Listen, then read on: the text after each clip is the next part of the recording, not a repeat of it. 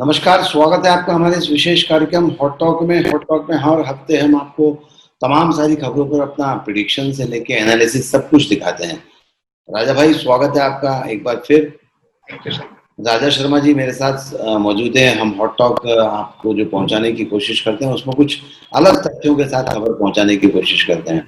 बहरहाल इस बार जो चर्चा का मुद्दा है वो विकास दुबे का मध्य प्रदेश में पकड़ा जाना, उत्तर प्रदेश में उसका भागने के दौरान मौत हो जाना, ऐसे तमाम सारे मुद्दे। लेकिन इन सब के बीच एक बार जो बड़ा मुद्दा अभी भी अटका हुआ है मध्य प्रदेश में, मंत्रिमंडल के विस्तार के बाद विभागों का वितरण, वो बड़ी चुनौती के रूप में सामने आ रहा है। और राजा भाई, कोरोना ने फिर एक बार शहर में वापस परेशानी का कारण बना दिया है। और कल लॉकडाउन, संडे को लॉकडाउन होने जा रहा है और निश्चित तौर पर एक बड़ी चुनौती के रूप में फिर कोरोना शहर में आया है और इसके जिम्मेदार हम सब लोग हैं। तो बहरहाल इन सब बातों पर बात करेंगे, लेकिन शुरू करते हैं, खबरों की शुरुआत करते हैं राजा भाई कि विकास दुबे उज्जैन के महाकाल मंदिर में आता है, दर्शन करता है, सामान्य आदमी की तरह आता है। फिर वहां पर एक सिक्योरिटी गार्ड की जो एजेंसी रहती है उसके कुछ लोग उसको पहचानते हैं, पुलिस को खबर की जाती है, उसके बाद उसको पकड़ लिया जाता है। फिर उसके बारे में बहुत सारी जानकारी एकत्र की जाती है, उत्तर प्रदेश पुलिस को उसकी खबर दी जाती है। मध्य प्रदेश की पुलिस उसको उत्तर प्रदेश की सीमा तक लेकर जाती है, वहां पर उसे उत्तर प्रदेश पुलिस को सौंप दिया जाता है, जो उज्जैन से ही उसके साथ उत्तर प्रदेश की सीमा तक साथ में जाती है। फिर लगातार मीडिया उनका पीछा करता रहता है, उत्तर प्रदेश पुलिस का, उनकी एसटीएफ टीम का। वहां पर जाने के बाद एक नाके पर पुलिस की गाड़ियां आगे निकल जाती है, मीडिया की गाड़ियां पीछे छूट जाती है और उनके जाने के 15 मिनट, 20 मिनट, आधे घंटे के अंदर के दौरान, अंतराल के दौरान विकास दुबे जिस गाड़ी में सवार होता है वो गाड़ी पलट जाती है। हालांकि हमने जो वीडियो फुटेजेस देखे हैं उस वीडियो फुटेजेस के मुताबिक विकास दुबे टाटा सफारी में सवार था और दूसरी गाड़ी जो TV13 ऐसी कोई गाड़ी थी जो उनके साथ चल रही थी वो पलटी हुई बताई गई है। और ऐसा बताया जा रहा है कि गाड़ी पलटी है, पलटने के दौरान विकास दुबे ने एक पुलिसकर्मी की पिस्टल छीनकर भागने की कोशिश की और उसके बाद उसको मार दिया गया। कई सारे उलझे हुए तथ्यात्मक पहलू हैं। आपने विकास दुबे को लेकर बहुत पहले से ब्रेक कर दिया था कि मध्य प्रदेश में पकड़ा जा सकता है, मध्य प्रदेश की ओर है, और तमाम सारी खबरें आप पहले ब्रेक कर चुके थे। बहुत सारे इनपुट आपके पास है, क्या कहना आपका? देखिए, शायद आपको याद हो तो हमने मतलब तकरीबन 6 तारीख के आसपास एक न्यूज ब्रेक की थी कि इंटेलिजेंस के इनपुट के आधार पे विकास दुबे मध्य प्रदेश की तरफ रुख कर चुका है या कर सकता है। शायद आपको ध्यान वो पोस्ट, और उस पोस्ट के इर्द गिर्द ही पूरी परिणति आपके सामने 9 जुलाई को आई है। 9 जुलाई को जब पूरी देश दुनिया को ये मालूम पड़ा कि विकास दुबे मध्य प्रदेश के उज्जैन नगरी में महाकाल मंदिर के पास प्राप्त हुआ है, देखा गया है, उसके बाद ये कहा गया कि उसको पुलिस ने पकड़ लिया है। तमाम प्रकार की बातें आपको और मेरे सामने आई। देखिए, आप और मैं दोनों इस बात को जानते हैं और ये कहूं कि दूध पीता बच्चा भी इस बात को समझ सकता है कि इतना शातिर अपराधी, इतना श्रूड गुंडा एलिमेंट्स क्या इस प्रकार अपने आप को बेपर्दा होके, जिसमें उसने मास्क भी ठुड्डी पे लगा रखा था, क्या ऐसे घूमेगा दर्शन करते समय भी? चलिए मान लेते हैं कि वो यहाँ दर्शन करने आया था, मान लेते हैं सावन का महीना है और भगवान तो गुंडे, नेता, पहलवान, शरीफ, बदमाश सभी पूजते हैं, वो भी महाकाल को पूजने आया था। लेकिन क्या आप ये मानोगे कि वो जिस तरीके से घूम रहा था, आपने भी वीडियो फुटेज देखे होंगे, मैंने भी वो फुटेज देखे हैं कि बड़ी आराम से वो घूम रहा है और बड़ी इत्मीनान से दर्शन करने के लिए अंदर जा रहा है। 3-4 वीडियो सीसीटीवी फुटेज के आधार पर अपन ने देखा, पहले इस गेट से घुसता है, फिर वो नीचे चौखट को प्रणाम करता है, तमाम प्रकार के वीडियो में अपन ने देखे हैं। आपको याद हो तो 2-3 बातें जब हमारे सामने रियल टाइम पे आई थी, उन्होंने कहा कि एक फूल वाले ने उसको देखा है, उसके बाद फूल वाले ने एक सिपाही को फोन किया, सिपाही ने अपने बड़े बॉस को फोन किया, तो इस प्रकार का जो सीन सामने आया। सवाल 2-3 पहले दिन से ही खड़े हैं, अभी भी खड़े रहेंगे कि विकास दुबे मध्य प्रदेश में क्यों आया था? केवल दर्शन करने या सरेंडर करने? यदि दर्शन करने आता तो वो बहुत ही गोपनीय रूप से चुपचाप दर्शन करके चले जाता, यदि उसको महाकाल के दर्शन ही करने थे तो। लेकिन वो तो तफरी करता हुआ नजर आ रहा था ना सर, आप देख रहे थे उसको, कि वो जिस तरीके से घूम रहा है उसका फोटो सेशन हो रहा है। चलिए मान लेते हैं कि वो दर्शन करने आया, तो फिर मध्य प्रदेश में उसकी एंट्री कैसे हो गई? क्या कर रही थी खुफिया एजेंसियां? जो एकदम रेड अलर्ट जोन में पूरा प्रदेश था, गृह मंत्री जी ने कहा कि हम तो हाई अलर्ट थे, तो क्या इंतजार कर रहे थे महाकाल मंदिर में घुस जाए उसके बाद उसको पकड़ा जाएगा? किस बात का इंतजार करते? आप बॉर्डर पे पकड़ लेते, सीमाओं पे पकड़ लेते। वो हवा में प्रकट होकर तो आया नहीं था, कोई चार्टर प्लेन और हेलीकॉप्टर से तो लैंड किया नहीं था, वो आया बाया रोड ही था आपके पास। और जिस रूट से आया था वहां पे उसकी कितनी जगह चेकिंग हुई बताइए आप, कितनी गाड़ियां तस्दीक हुई? इसका मतलब लीकेज तो था ही ना, उसमें तो आपको डाउट ही नहीं है कि उत्तर प्रदेश से कानपुर से वाया दिल्ली होते हुए जो रूट हमको मालूम पड़ रहा है कि वाया जयपुर, जयपुर से कोटा होते हुए उज्जैन एंटर कर गया। उज्जैन एंट्री कर गया, उसने महाकाल मंदिर के सामने जो अपने आप को ड्रामा सीन क्रिएट किया कि मैं ही विकास दुबे हूँ, मुझे पकड़ लीजिए। तो सीन क्रिएट क्यों किया? क्योंकि आमतौर पर ये शातिर अपराधी एनकाउंटर से बचने के लिए एक विटनेस क्रिएट करते हैं, और वो ऐसी जगह विटनेस क्रिएट करते हैं जहाँ 10-20 सीसीटीवी कैमरे लगे हों, 100, 200, 500 लोगों का मूवमेंट हो, ताकि उसको उठाकर कोई जंगलों में ले जाके एनकाउंटर ना कर दिया जाए। इसलिए उसने एनकाउंटर से बचने के लिए ये रणनीति, ये प्रस्तुतिकरण, ये सीन क्रिएट किया, ऐसा मेरा व्यक्तिगत रूप से एज ए जर्नलिस्ट मानना है। और वो दिख भी रहा है ऑलमोस्ट। फिर आपने पूछा कि वो उसको उत्तर प्रदेश ले गए और जिस तरीके से उसका एनकाउंटर की खबर आई, आपको ध्यान हो तो अभी इस पूरे 8 पुलिसकर्मियों की हत्या के बाद उस गैंग में जितने भी लोग जुड़े हुए हैं उनके 5 के एनकाउंटर की खबर तो हमारे पास पहले ही आ चुकी थी ना। ये तो मुख्य सरगना था, 5 की खबर तो हम पहले ही जान चुके थे कि 5 लोगों का एनकाउंटर हो चुका है। जिन 20-22 लोगों को लिस्टेड उत्तर प्रदेश की पुलिस ने किया है, एसटीएफ ने किया है, एटीएस ने किया है, जो उसकी जांच कर रहे हैं। तो विकास को इस बात का डर तो था ही कि मैं पुलिस के हत्थे चढ़ूंगा तो फिर जिंदा तो नहीं बच पाऊंगा। वो जिंदा रहने के लिए महाकाल दरबार में तफरी करता हुआ देखा जा रहा था, और जिस तरीके से उसने सीन क्रिएट किया वो एक प्री मेच्योर लग रहा था कि इतना शातिर गुंडा एलिमेंट, इतना मोस्ट वांटेड व्यक्ति जो नेशनल टेलीविजन की हेडलाइन है, अखबारों की हेडलाइन बना हुआ है, 8 पुलिस कर्मियों की हत्या का आरोप तो रिसेंटली उसके ऊपर था, और उसने डीएसपी रैंक के अफसर पे, एक सांसद मंत्री के ऊपर भी हमले किए। वो बहुत बड़ा क्रिमिनल रहा, तो वो क्यों ऐसा बहुत ही बचकाना हरकत करेगा कि वो 2 बार सिक्योरिटी गार्ड के पास जा रहा है, कुछ पूछ रहा है, उस पर कोई मास्क नहीं लगा रखा है, ऐसा कुछ ना, कोई अपने आप को नकाब पर नहीं डाल रखा है, दुनिया को मालूम इसके फोटो रिलीज हो रहे हैं। वो ऐसी हरकत इसलिए कर रहा था कि लोग मुझे पहचान लेंगे तो कोई बता देगा कि यही विकास दुबे है, और विकास दुबे एक्सपोज हो जाएंगे तो जाहिर सी बात है इनकाउंटर से बच जाएंगे। लेकिन उत्तर प्रदेश पुलिस तो पहले से ही हिट लिस्ट में थी। उत्तर प्रदेश पुलिस के लिए और डबल चैलेंज कब हुआ? जब वो मध्य प्रदेश में सरेंडर करता हुआ पकड़ा पाया गया। यदि उत्तर प्रदेश की पुलिस का तो नाक का सवाल था ना, सवाल ये खड़ा हो रहा था यूपी पुलिस कर क्या रही थी जब वो मध्य प्रदेश में आ गया। इसका मतलब वो उत्तर प्रदेश में कानपुर होते हुए, फरीदाबाद होते हुए, दिल्ली होते हुए, जयपुर, झालावाड़, कोटा होते हुए जिस रूट से भी आया, वो आ कैसे गया? मध्य प्रदेश की पुलिस क्या कर रही थी, उत्तर प्रदेश की पुलिस क्या कर रही थी, एजेंसियां क्या कर रही थी, खुफिया जो रेड अलर्ट की बात करते हैं कि हाई अलर्ट हमने कर रखा था और अलर्ट पे ही हमारी पुलिस थी, बॉर्डर थी, कुछ नहीं। ये सब बेवजह की दलील है। वो आराम से मध्य प्रदेश में एंट्री कर चुका था, पक्के इनपुट थे कि मध्य प्रदेश जाएगा, उसके कुछ ससुराल के कनेक्शन भी बताए जा रहे थे उज्जैन से, उनके रिश्तेदारों की बात माने तो।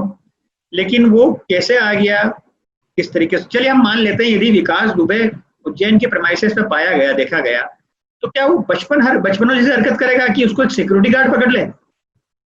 आप देख रहे थे पुलिस ऐसा पकड़ के ले जा रही थी जैसे कोई जेबकट को पकड़ के ले जाते हैं मोहल्ले के, चांटा मारती हुई ले जा रही थी, उसको तमाचा मारती हुई अंदर ले जा रही थी थाने के अंदर।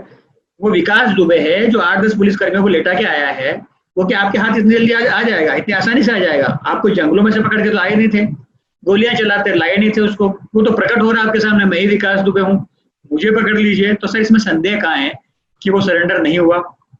मॉडस ऑपरेंडिस ये बताता है कि वो अपने आप को बचाने आया था, बचाने इस नजरिए से आया था कि मेरा एनकाउंटर नहीं हो पाएगा। सवाल एक। दूसरा, उसका उत्तर प्रदेश की सीमा में जाने से खबर आई कि उसको एनकाउंटर कर दिया गया है। अब जो मॉडस ऑपरेंडिस आपने और मैंने देखा, वो दुनिया ने भी देखा है, समझा है कि उसको ले जाते समय बारिश आ रही थी, फिर कुछ मीडिया लोग उनको फॉलो कर रहे थे, मीडिया के कानवा को एक टोल टैक्स पे वो बैरियर पे रोक दिया गया। 15-20 मिनट बाद खबर आती है कि गाड़ी का एक्सीडेंट हो गया, विकास दुबे भागने की कोशिश कर रहा था, भागने की चेष्टा में उन्होंने उसे एक दूसरे पे फायर किया और पुलिस की फायरिंग में वो घायल हो गया, अस्पताल में जाके उसकी मौत डिक्लेयर कर दी गई। सर देखिए, ये कहानी, ये पटकथा सब समझते हैं, विषय ये है ही नहीं।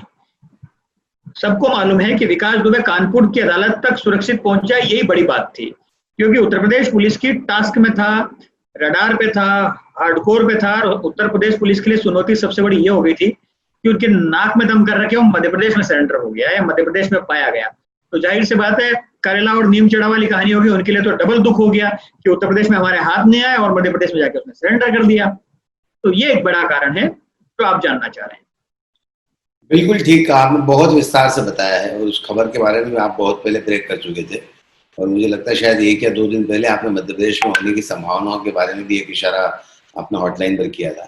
बहरहाल विकास दुबे एक पहेली बनकर रह गया है, मध्य प्रदेश में कैसे आया। उत्तर प्रदेश जाने के बाद रास्ते में वो जिस गाड़ी में बैठा था वो गाड़ी नहीं पलटी दूसरी गाड़ी थी। विकास दुबे भागने की कोशिश में मारा गया। जो गाड़ी वहां पलटी हुई पाई गई, उस गाड़ी पर कहीं बहुत ज्यादा निशान कांच फूटने या नहीं थे। लेकिन एक बात वहां बहुत गौर करने वाली थी कि जब हम फुटेजेस देख रहे थे और जब उस गाड़ी को क्रेन उठाने आई तो क्रेन ने भी उस गाड़ी को घसीटते हुए आगे लेके गई। उसके पीछे मंशा क्या थी ये किसी को पता नहीं है। तमाम सारे ऐसे सवाल हैं जिनका जवाब इस समय नहीं दिया जा सकता और इनके जवाब अब जो है विकास की मौत के साथ भी दफन हो गए, ऐसा मुझे लगता है। बहरहाल आगे जब सब लोग जाएंगे, कोशिश करेंगे तो कोई और चीज नहीं निकल कर आ सकती है। 2 बातें एकदम क्लियर है कि गुंडों का इनकाउंटर में हमारी कोई सिंपैथी नहीं है। गुंडों को कैसा किस प्रकार का उनका हश्र हो, वो सब आदमी चाहते हैं कि गुंडा भी वही मौत मरे है जिस तरीके से उन्हें जघन्य अपराध किया। इसमें कोई किसी के गुंडों के प्रति सिंपैथी नहीं होती, सभ्य समाज की तो कम से कम, ठीक है। लेकिन इसमें 2 सवाल खड़े होंगे। एक सवाल तो ये कि जुडिशरी को अब इस विषय में गंभीर विचार करना चाहिए कि पुलिस ही हिसाब चुकता कर देती है, तो क्या पुलिस का जुडिशरी पे या समाज का जुडिशरी पे से विश्वास उठते जा रहा है, या लंबे केसेस डिले होना, लंबी फाइलें चलना, या बहुत अधिक समय लगना न्याय में। तो एक कहावत है ना सर कि देरी से मिला हुआ न्याय अन्याय से भी बड़ा होता है। सही बात। वो अन्याय की प्रतिकृति में आ जाता है जब न्याय देरी से मिलता है, लोगों की उम्र हो जाती है इस न्याय की आस में। तो क्या पुलिस अब तत्काल न्याय करने लगी है अपने हिसाब से? पुलिस जुडिशरी तक जाना ही नहीं चाहती है। और ये संदेश तो है क्लियर कि योगी राज में, आज ही मैंने डाटा डाला है कि 100 से अधिक एनकाउंटर तो हो चुके हैं गुंडों के। ह्यूमन राइट कमीशन अपनी जगह है, जुडिशरी अपनी जगह है, मीडिया का ट्रायल अपनी जगह है। मीडिया हर जगह सवाल खड़ा करता है कि ऐसा क्यों हुआ था, वैसा क्यों हुआ था, गाड़ी कैसे पलटी थी, कितने स्पीड से चल रही थी, गाय भैंस सामने कैसे आ गई थी। तमाम प्रकार के ट्रायल हर जगह है, न्यूज रूम में भी है, जुडिशरी के प्रेमाइसेस में भी है और पुलिस के प्रेमाइसेस में भी है। लेकिन सभ्य समाज गुंडों की पैरवी नहीं कर सकता। गुंडों का हश्र पुलिस जो है अपने हिसाब से करने लगी है। और आपको ध्यान हो तो शायद मुझे याद आता है, वो तेलंगाना का विषय था कुछ समय पहले, उस समय भी तेलंगाना की पुलिस ने वो एक लंबा जो इनकाउंटर किया था, ध्यान आता है मेरे को।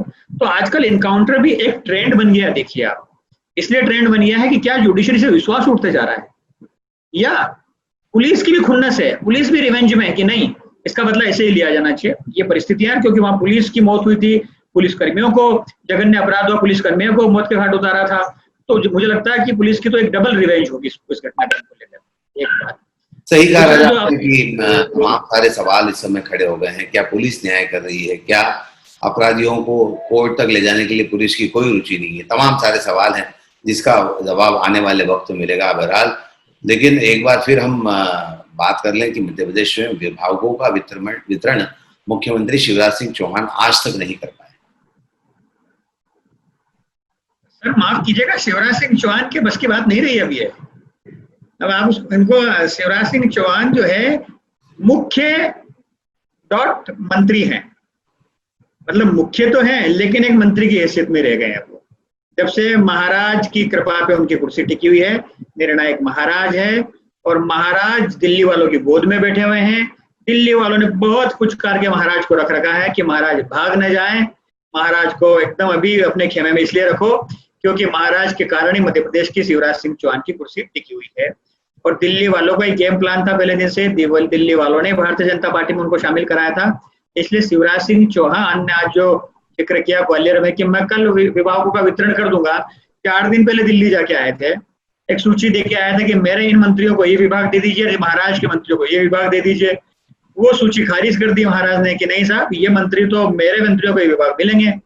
जितने भी मलाईदार जिसको अपन बोलते हैं हाई प्रोफाइल जो पोर्टफोलियो होते हैं, वो महाराज की डिमांड है कि ये अन्य मंत्रियों को मिलना चाहिए। और आप देखिए महाराज फिर गर्भगृह में जाके बैठ गए, महाराज दिल्ली से बाहर नहीं आ रहे हैं। चुनाव मुहाने पे है, शिवराज सिंह चौहान आज ग्वालियर मुरैना गए, चाहे कोविड का निरीक्षण कर रहे हो, लेकिन अल्टीमेटली 16 सीटें हैं सर वहां पे, और महाराज की टेरिटरी है वो देखा जाए तो। महाराज खुद नजर नहीं आ रहे हैं। मुझे बताइए 23 मार्च को जिस दिन शिवराज ने शपथ ली, उसके बाद कब महाराज आपको उनके साथ नजर आए? केवल 2 ओकेशन में, एक तो जिस दिन मंत्रियों ने अभी शपथ ली उस दिन, और एक शायद राज्यसभा का नामांकन भरने आए उस दिन, 2 बार नजर आए, इसके अलावा नहीं आए। ठीक है, तो आप मुझे बताइए सर कि महाराज तो यहाँ पाँव करके ही नहीं सो रहे हैं मध्य प्रदेश की तरफ, और वो वहां से दिल्ली वालों की गोद में बैठ के निर्णय करवा रहे हैं। मैंने आपसे कहा था सर, याद हो कि शिवराज सिंह चौहान की इस सरकार में नहीं चलेगी, बैकफुट पे रहना पड़ेगा, क्योंकि फ्रंट फुट पे महाराज हैं और दिल्ली वाला दरबार है। दिल्ली दरबार की गोद में है महाराज, इसलिए दिल्ली वालों ने उनको पुचकार के रख रखा। महाराज जो जिद करते हैं वो दिल्ली वाले पूरी करते हैं। सही कहा है। इस समय बड़ा दुर्लभ स्थिति शिवराज सिंह चौहान की, जो मध्य प्रदेश के 3 बार मुख्यमंत्री रह चुके हैं। उन्होंने अपना कार्यकाल 13.5 वर्षों से ज्यादा का एक बार लगातार मुख्यमंत्री के तौर पर पूरा किया, लेकिन इस समय हालात ऐसे हैं, इस समय की परिस्थितियां ऐसी हैं कि उनके हाथ में कुछ नहीं है। जो कुछ तय करना है दिल्ली दरबार, और दिल्ली दरबार और महाराज मिलकर ये सब तय कर रहे हैं। बहरहाल राजा भाई, एक बड़ी खबर की तरफ मैं आपका ध्यान आकर्षित करना चाहता हूँ। इंदौर प्रशासन को मजबूरी में रविवार को पूर्णतः लॉकडाउन की घोषणा करना पड़ी है, और निश्चित तौर पर यह खराब संकेत है कि जो शहर पिछले 3 महीने से सतत संघर्ष करके एक अच्छे मुकाम पर पहुंचा था, जो शहर लगातार 3 बार स्वच्छता में नंबर 1 आने का अवार्ड जीत चुका है, वहां के रहवासी, वहां के बाशिंदे अगर कोरोना की गाइडलाइन का फॉलो नहीं कर रहे हैं, उनको पालन नहीं कर रहे हैं, तो निश्चित तौर पर प्रशासन को फिर कड़ा कदम उठाने के लिए बाध्य होना पड़ेगा। सर, ये रिवर्स ट्रेंड पूरे देश में चल रहा है। आप देख रहे हो कि मैंने आज ही स्टैटिस्टिक्स डाले, शायद आप पढ़ पाए हो जी, कि हम 4 दिनों में 1 लाख का फिगर क्रॉस कर रहे हैं पर 4 डेज। मतलब जैसे ही 4 दिन होते हैं हम 1 लाख क्रॉस कर जाते हैं। औसत 25 से 26 हजार cases per day on record registered हो रहे हैं हमारे देश के अंदर। शुरुआती दौर में इस 1 लाख तक पहुंचने के लिए हमको 110 दिन लगे थे सर। अब वो 110 दिन के बाद हम 4-4 दिन के अंदर इस फिगर में पहुंचने लगे हैं। देश भर के ट्रेंड की बात करें तो देश में ही इंदौर है, देश में ही मध्य प्रदेश है, मध्य प्रदेश में इंदौर है। इंदौर का भी ह्यूमन नेचर वैसा ही रहेगा जैसा देश के अंदर ऑलमोस्ट है, लेकिन हम जो ऑलमोस्ट कंट्रोल हो चुके थे, अब रिवर्स ट्रेंड पे आए हैं कि औसत 90, 80, 90 रोज केसेस रजिस्टर्ड हो रहे हैं। जी, मैं आपको 1 सेकंड के लिए मतलब कुछ इंपॉर्टेंट स्टैटिस्टिक्स पे ले जा रहा हूं ताकि हमारे दर्शकों को आइडिया लगे कि देश भर में हम आज की ट्रेंड क्या चल रहा है, और वो ट्रेंड के अकॉर्डिंगली हम बात करें तो ठीक नहीं रहेगा। देखिए सर, हमारे पहले जो 1 लाख केस 110 दिन में पूरे हुए थे, फिर दूसरे जो 1 लाख है वो हुए हैं 19 मई को 110 दिन पूरे हुए, फिर 3 जून तो हम 2 लाख पहुंच गए, 13 जून तक 3 लाख पहुंच गए, 21 जून तक 4 लाख पहुंच गए, 27 जून तक 5 लाख पहुंच गए, 2 जुलाई 6 लाख क्रॉस कर गए, 7 जुलाई 7 लाख क्रॉस कर गए, और 11 जुलाई का 8,20,916 केस रजिस्टर्ड हुए। ये ट्रेंड अभी देश में चल रहा है। उसमें आप देख रहे हैं मुंबई बहुत पीक पे है, दिल्ली बड़ा पीक पे है, अभी भी अहमदाबाद अभी भी कंट्रोल नहीं है जैसा आप देख रहे हैं। तो पर डे यदि हम उसमें 25-26 हजार केसेस रजिस्टर्ड हो रहे हैं तो उसमें इंदौर का कंट्रीब्यूशन तो है ही ना। 100 कभी 100 का है, कभी 90 का है, कभी 100 का है, ऐसा चल रहा है। लेकिन आपने जो ह्यूमन नेचर की बात करी है सर, मैं फिर कह रहा हूँ कि एक तो क्या ये कोविड ऐसा वायरस है दिखता नहीं है। जब दिख नहीं रहा तो व्यक्ति को लगता है कि मेरे आसपास तो कुछ नहीं है। उसको जरूरी नहीं है कि कोविड रेस्पिरेटरी से आए, उसको कोई चीज स्पर्श करने से मिल सकता है, कोई चीज टच करने से मिल सकता है, केयरलेसनेस हैंडल से मिल सकता है। और अभी जो WHO की स्टडी चल रही है उसमें तो बताया जा रहा है कि हवा में ये वायरस किसी न किसी रूप में आपको इम्पैक्ट कर रहा है। पहले आप केवल ड्रॉपलेट के माध्यम से बात करते थे, अब ड्रॉपलेट की बात आगे बढ़ चुकी है सर। WHO इस बात को कह रहा है कि अब ये वेंटिलेशन के साथ यदि आपका कंजेस्टेड वेंटिलेशन है तो उसमें भी आपको इसका हो सकता है। जैसे सपोज कीजिए आप लिफ्ट में जा रहे हैं और लिफ्ट में कोई 5 मिनट पहले छींक चुका है, तो हो सकता है वो ड्रॉपलेट उस समय वो सर्वाइव कर रहे हो और आपके रेस्पिरेशन से अंदर आ जाए। तो मास्क तो इसका उपाय है ही, लेकिन आपको बहुत केयरफुली ये देखना पड़ेगा कि आपने लिफ्ट के बटन को छुआ है तो सैनिटाइज कर लीजिए हाथ को, आपने किसी भी मेटल को छुआ है तो सैनिटाइज कर लीजिए, क्योंकि ह्यूमन बीइंग का नेचर है, व्यक्ति दिन में 100-200 बार चेहरे पे हाथ लगाता है। हाथ लगाता है तो नाक और आंख और मुंह के माध्यम से वायरस जा रहा है। तो हम ये भी मान रहे हैं कि हम केयरलेसनेस के साथ तो जी रहे हैं, क्राउडेड हो गए हैं। आप यदि इंदौर में चक्कर काटोगे तो ऐसा लगेगा नहीं कि आप यहाँ कोरोना हुआ करता था क्या, बिल्कुल वैसा ही जीवन चल रहा है, चिपक के चल रहे हैं लोग, मास्क लगा नहीं रहे हैं और आसपास लोग रेंगते हुए चल रहे हैं। तो ये तो चिंता का विषय तो है ही ना। अच्छा, प्रशासन क्या करेगा मुझे बताइए आप? प्रशासन आपके घर में चौकीदारी तो करेगा नहीं, सही बात, नौकरी तो करेगा नहीं, सिर्फ भाई साहब आप अंदर रहिए। कड़ी तो मेहनत आपके की राजा भाई से बाहर लाने के लिए खूब कड़े प्रयास किए। हाँ, तो आपको और मेरे को इस बात को समझना होगा, हमारी शहर की जनता को समझना होगा कि हमको हैंडल विद केयर में हमको लाइफ जीना है।